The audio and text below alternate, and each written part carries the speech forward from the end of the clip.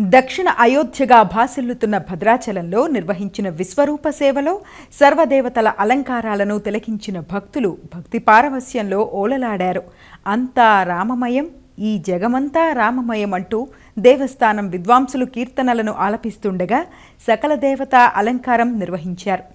వైకుంఠ ఏకాదశి తరువాత వచ్చే బహుళ ద్వాదశి ఘడియల్లో ఉత్సవమూర్తులందరినీ ఒకే చోట చేర్చి ఆరాధించటం ఈ దేవస్థానం ప్రత్యేకత.